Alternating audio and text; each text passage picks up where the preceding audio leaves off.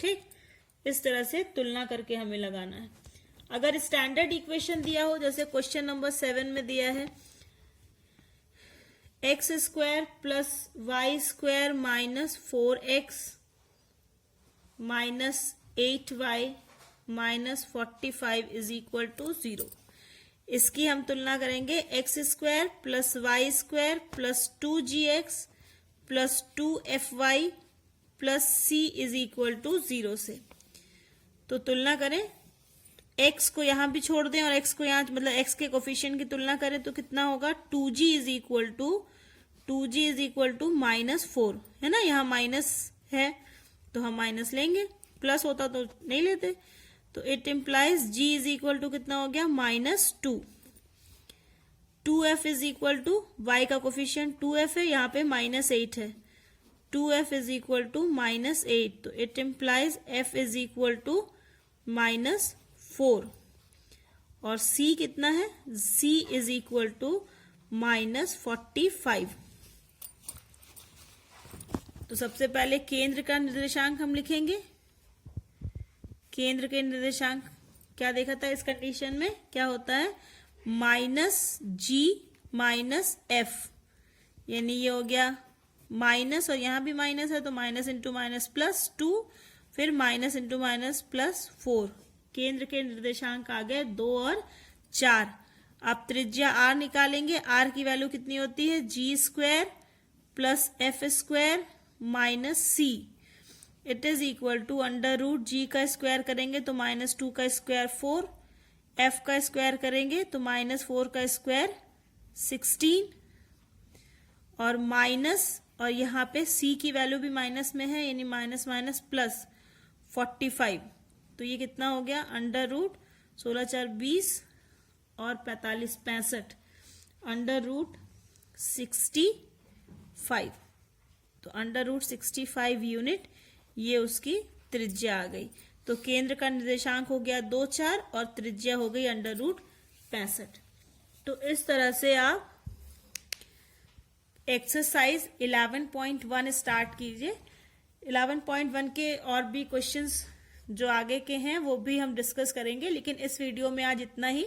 आप अपने से ट्राई कीजिए 11.1 और फिर हम नेक्स्ट वीडियो में दूसरी कंडीशंस देंगे, कंडीशन को कंसीडर करेंगे जिससे कि एलिप्स बनता है। एलिप्स मतलब दीर्घवृत्त, ठीक है। सो तब तक प्रैक्टिस करते रहिए, स्कूल आइए, और जिससे कि जो ऑफलाइन क्लासेस हैं वो स्मूथली रन हो पाए। बाय। Good morning students. आज हम लोग एक नया टॉपिक शुरू करेंगे, कॉनिक सेक्शन, या हिंदी में इसे कहते हैं शंकु परिच्छेद।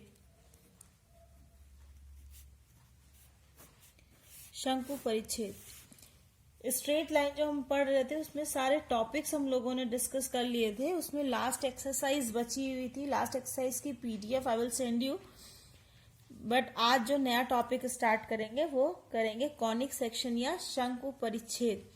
कॉनिक सेक्शन क्या होता है, कॉनिक जो वर्ड है ना, ये वर्ड आता है जब किसी कोन को, शंकु को, ये है शंकु, जब किसी शंकु को किसी प्लेन के द्वारा इंटरसेक्ट करते हैं, ठीक है, प्लेन से उसे इंटरसेक्ट करते हैं। जैसे बर्थडे कैप है, बर्थडे कैप को आप किसी ब्लेड से कट करें तो ब्लेड आपका प्लेन हो गया और बर्थडे कैप शंकु हो गया।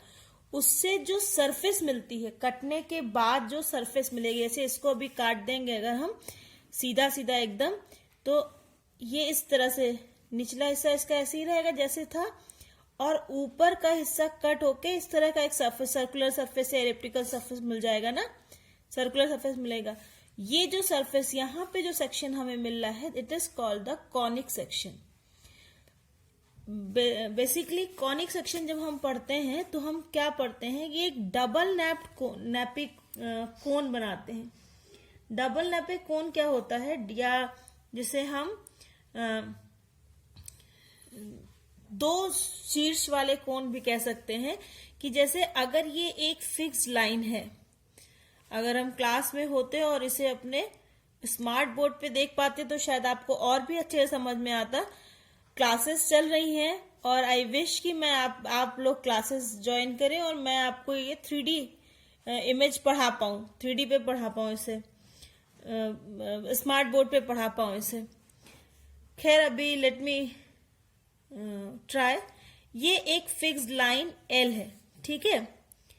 इस पर अगर इसमें इस पॉइंट P, एक पॉइंट P लेते हैं और एक लाइन लेते हैं यहाँ पे।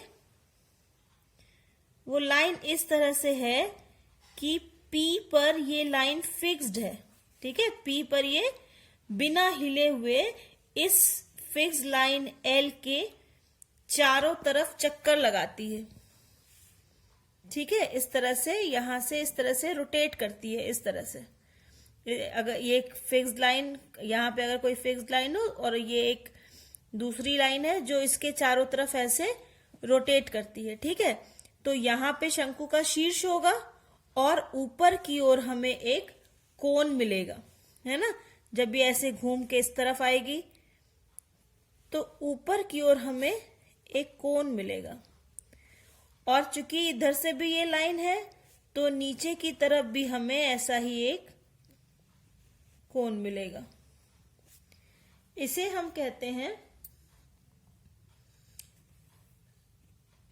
डबल कोन, ठीक है। ये पॉइंट P दोनों का वर्टेक्स है। इस तरह के कोन को हम डबल कोन या कोन विद टू नपे कहते हैं। अब इसमें इस तरह के कोन को जब हम किसी सरफेस से इंटरसेक्ट करते हैं, किसी प्लेन से, सरफेस में किसी प्लेन से इंटरसेक्ट करते हैं तो हमें डिफरेंट डिफरेंट शेप के सेक्शंस मिलते हैं। उन सेक्शंस को ही हम कॉनिक सेक्शंस कहते हैं। अब ये डिफरेंट शेप किस बात पे डिपेंड करेंगे? ये डिफरेंट शेप इस बात पे डिपेंड करेंगे कि अगर हम मान लें कि ये जो लाइन है जो P पर फिक्स्ड होकर चारों तरफ रोटेट कर रही है, ये एक फिक्स्ड एंगल बनाती है इस लाइन के साथ अल्फा, ठीक है। और ये जो प्लेन है, ये प्लेन इस फिक्स्ड लाइन L के साथ एंगल बनाता है बीटा, ठीक है। ये वाला एंगल या ये वाला एंगल भी आप कह सकते हैं, ये एंगल बनाता है बीटा। तो सभी शेप इस अल्फा और बीटा पर डिपेंड करते हैं, इस एंगल अल्फा और बीटा पर डिपेंड करते हैं, ठीक। तो अगर ये बीटा एंगल जो है, ये इसका झुकाव, let me draw it again clearly. ये आपकी फिक्स्ड लाइन है। Suppose it is that fixed point जहां से वो rotate,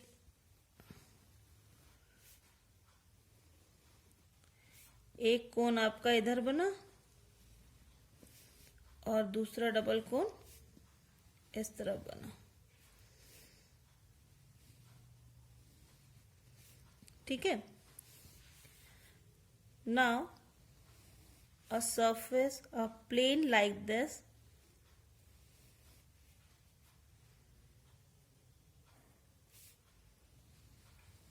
intersect the cone. It is the axis of this plane. ये एंगल इस प्लेन के साथ जो इसका एंगल, ये वाली ये जो इसकी एक्सिस है, ये इस फिक्स्ड लाइन के साथ बीटा एंगल बना रही है। और ये जो जनरेटर, ये जो लाइन जो घूमती है ना, जिस तरह से रोटेट करती है, इसको हम कहते हैं जनरेटर, ठीक है। ये जनरेटर जो है वो फिक्स्ड लाइन के साथ अल्फा एंगल बना रहा है। तो सभी शेप्स इस दोनों एंगल अल्फा और बीटा पर डिपेंड करते हैं। अगर ये सरफेस ऐसे झुकी होने की बजाय ऐसे सीधे हो जाए, ठीक है, यानी 90 डिग्री का एंगल बनाए, ये बीटा ऐसे सीधा हो जाए, ये सरफेस ऐसे, ये प्लेन ऐसे सीधी हो जाएगी, तो ये लाइन इस लाइन पे परपेंडिकुलर हो जाएगा, यानी beta is equal to 90 degree हो जाएगा। तो 90 डिग्री पर जब किसी कोन को कोई सरफेस कट करता है तो सेक्शन का जो शेप होता है वो बन जाता है सर्कल। ये आपका है case first, when beta is equal to pi by 2 means the angle between the fixed line and the plane is equal to pi by 2. तो उस कंडीशन में the section obtained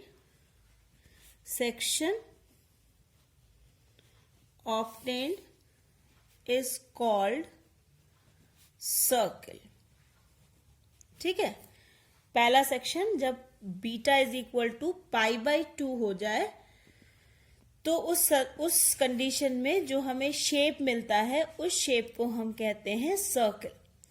जैसे जैसे आपको कितने शेप पढ़ने हैं, पहला पढ़ना है सर्कल, दूसरा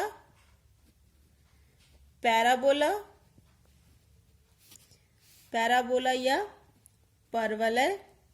सर्कल तो आप समझ ही गए होंगे. वृत्त, ये पढ़ना है परवलय. थर्ड इज इलिप्स को हिंदी में कहते हैं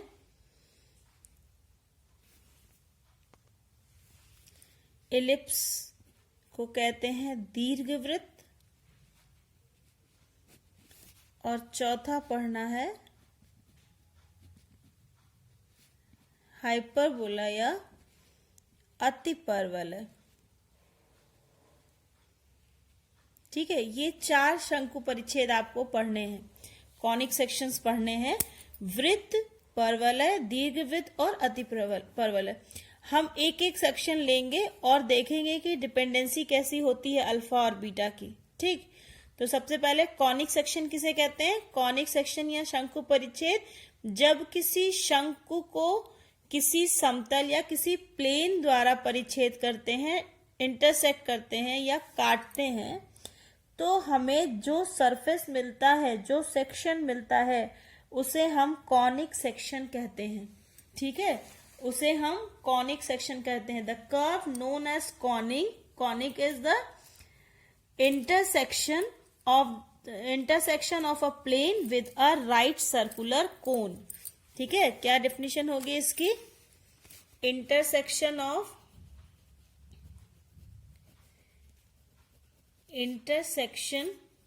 of a plane with a right circular कोन. ठीक है, राइट सर्कुलर कोन मतलब जो शंकु आपने पढ़ा है, उस शंकु का और प्लेन का इंटरसेक्शन करने पर हमें जो परिच्छेद या जो सेक्शंस मिलते हैं उन्हीं को हम कॉनिक सेक्शन कहते हैं. कोन कैसे बनता है? एक फिक्स लाइन L है और उस पर कोई फिक्स पॉइंट P हम लें. जैसे ये एक लाइन है और जैसे ये एक लाइन है और यहाँ पे हमने ये एक फिक्स लाइन L है, ये जो लाइन L हमने फिक्स ली है और ये इसका जनरेटर है जो इस केवल जहां पे ये इंटरसेक्ट कर रहा है लाइन को ना, सिर्फ यहाँ पर ये फिक्स्ड है और फिक्स्ड होके ये इस तरह से रोटेट करता है इसके चारों तरफ. ये इसके चारों तरफ इस तरह से रोटेट करता है ना. इट इज लाइक कि यहाँ पे ये फिक्स्ड है और फिक्स्ड होके ये इस तरह से रोटेट करेगा. तो रोटेट करेगा तो चारों तरफ एक कोन बनेगा. अगर मैं आपको पेन का सिरा नीचे करके दिखाऊं तो देखो नीचे इस तरह से एक सर्कुलर ये बनेगा ना इस तरह से, और ये नीचे ये सर्कुलर बेस इसका बनेगा इस तरह से घूमने पर, और ये कोन हो जाएगा ऊपर. ठीक है, तो जब भी ये लाइन फिक्स्ड होगी और उस पर किसी एक फिक्स पॉइंट पे जहां पे पॉइंट ऑफ इंटरसेक्शन है वो उस पॉइंट को अगर फिक्स्ड करके और हम उस जनरेटर को रोटेट कराएंगे तो हमें इस तरह का डबल साइडेड कोन मिलेगा.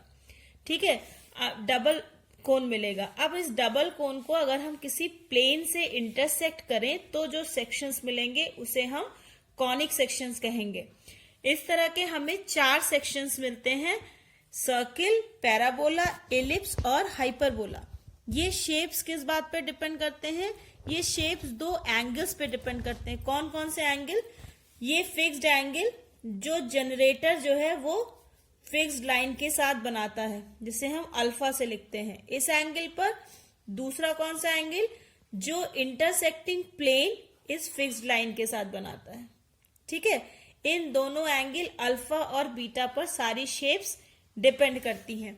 सबसे पहली कंडीशन क्या होती है, जब हम बीटा इज इक्वल टू π/2 या 90 डिग्री लेते हैं, उस समय जो सेक्शन बनता है, जो सेक्शन प्राप्त होता है, उस सेक्शन को हम सर्किल या वृत्त कहते हैं। तो आज हम पहला कॉनिक सेक्शन शुरू करेंगे, वृत्त। वृत्त या सर्कल। सबसे पहले परिभाषा, वृत्त क्या होता है, वृत्त को हम कैसे परिभाषित करेंगे। वृत्त उन सभी बिंदुओं का, उन सभी बिंदुओं का बिंदुपथ होता है जो किसी निश्चित बिंदु से निश्चित बिंदु से नियत दूरी पर स्थित हो।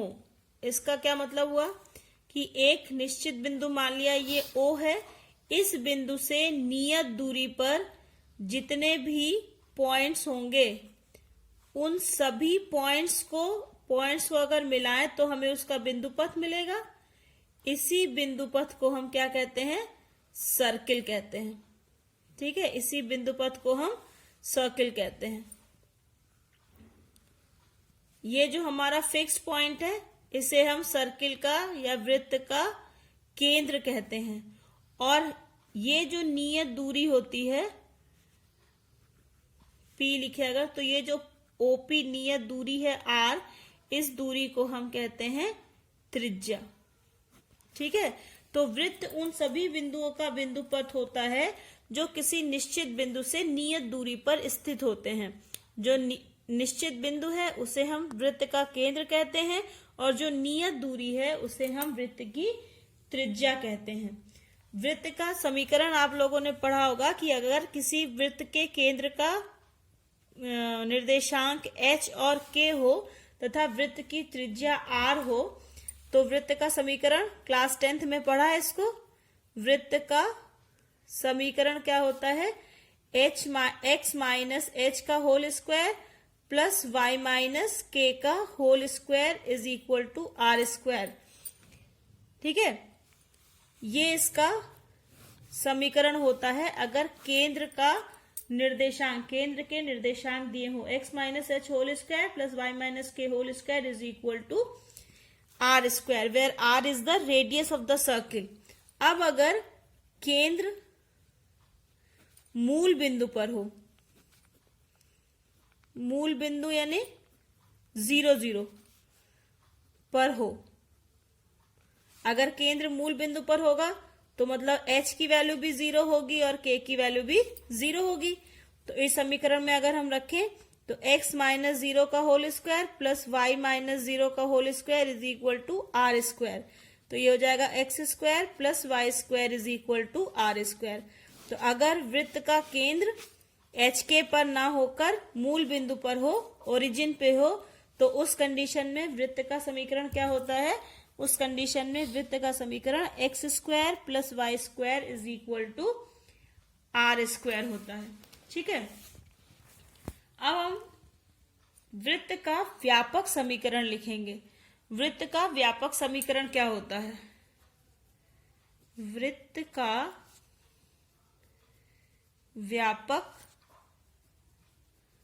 समीकरण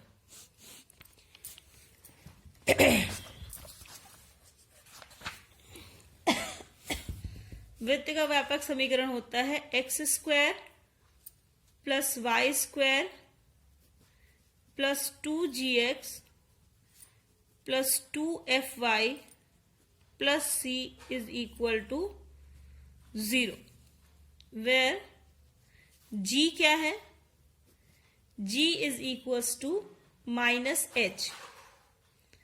माइनस एच, मतलब जो केंद्र का निर्देशांक है उसका निगेटिव, ठीक है, माइनस एच। और एफ क्या है, F is equal to minus K. और सी क्या है, C is equal to H square plus के square minus R square. R केंद्र, उसकी सर्किल की त्रिज्या है। एच क्या है, केंद्र, एच और के क्या है, केंद्र के निर्देशांक है। और आर क्या है, आर उस वृत्त की त्रिज्या है, ठीक है। तो इसमें 3 तरह के क्वेश्चंस होते हैं। एक, जब आपको केंद्र के निर्देशांक दिए गए हो, ठीक है।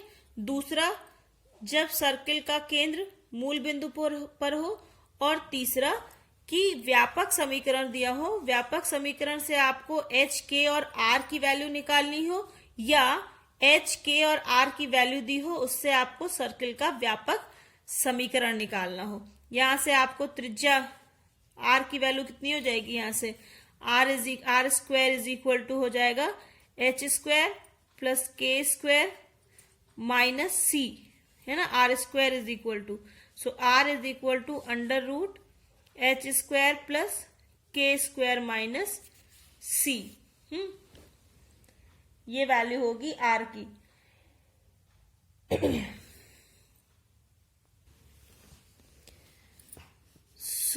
अगर ये व्यापक समीकरण दिया है इसमें जी और एफ के फॉर्म में, तो आर इज इक्वल टू कितना हो गया, अंडर रूट एच की वैल्यू कितनी है, माइनस जी होगी। G equal to minus H, H equal to minus G. इसका स्क्वायर करेंगे तो माइनस कैंसिल हो जाएगा, मतलब माइनस का प्लस हो जाएगा। तो जी स्क्वायर प्लस के को क्या लिख सकते हैं, K square is equal to F square minus सी। ये हो गया आर की वैल्यू। और केंद्र के निर्देशांक क्या हो गए, केंद्र के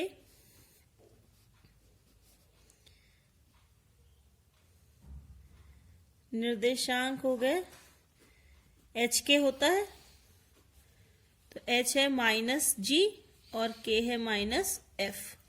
माइनस जी माइनस एफ, ये हो गया केंद्र के निर्देशांक। और आर की वैल्यू हो गई G square plus F square minus C square, ठीक है। अब इसके एक्सरसाइज हम देखते हैं। हमेशा की तरह पहले एनसीईआरटी करेंगे और एनसीईआरटी करने के बाद फिर आप अपने रेफरेंस, जो भी रेफरेंस बुक आपके पास है, आप उस रेफरेंस बुक से क्वेश्चन सॉल्व करेंगे। जैसे एक्सरसाइज 11.1 का पहला क्वेश्चन दिया है कि केंद्र के निर्देशांक दिए गए हैं, केंद्र के निर्देशांक दिए गए हैं 0, 2 और त्रिज्या, त्रिज्या मतलब आर इज इक्वल टू दिया गया है 2 इकाई, 2 यूनिट, ठीक है। आपको वृत्त का समीकरण ज्ञात करना है। तो वृत्त का समीकरण क्या होता है, वृत्त का समीकरण x माइनस एच का whole square plus y minus k का whole square is equal to r square, है ना। तो यहाँ h कितना है, ये 0h है और k जो है वो 2 है। तो x माइनस 0 का whole square plus y minus 2 का whole square is equal to 2 square. तो ये हो गया x square plus y minus 2 का होल स्क्वायर होगा y स्क्वायर प्लस 2 का स्क्वायर 4 माइनस 2 2 जा 4, y is equal to 4 plus 4 कट गया दोनों तरफ से, x square plus y square minus 4y is equal to 0। ये आ गया आपके वृत्त का समीकरण, ठीक है। अब क्वेश्चन नंबर 2 भी वैसे ही है, केंद्र का निर्देशांक दिया गया है, त्रिज्या दी गई है, समीकरण निकालना है। थर्ड भी सेम है, फोर्थ और फिफ्थ तक सेम है। क्वेश्चन नंबर 6 देखते हैं कि निम्नलिखित प्रश्न 6 से 9 तक में प्रत्येक वृत्त के केंद्र और त्रिज्या ज्ञात कीजिए। केंद्र वृत्त का समीकरण दिया है, वृत्त का समीकरण x प्लस 5 का whole square plus y minus 3 का whole square is equal to 36। तो इसे पहले हम स्टैंडर्ड फॉर्म में कर लेते हैं, ठीक है। स्टैंडर्ड फॉर्म में करने के लिए इसे हम क्या लिखेंगे, x जो हमारा समीकरण होता है x माइनस एच का whole square plus y minus होता है, यहाँ माइनस k का, यहाँ पे प्लस लिखा है ना, तो हम इसे लिख सकते हैं x माइनस 5 का whole square, minus into minus plus हो जाएगा, फिर x प्लस 5 हो जाएगा, ठीक है। प्लस ये दिया है y माइनस 3 का whole square is equal to 36 को हम लिख सकते हैं 6 का स्क्वायर। अब x माइनस h का whole square plus y minus k whole square is equal to r square से तुलना करने पर, तुलना करें तो h इज इक्वल टू कितना है -5, k इज इक्वल टू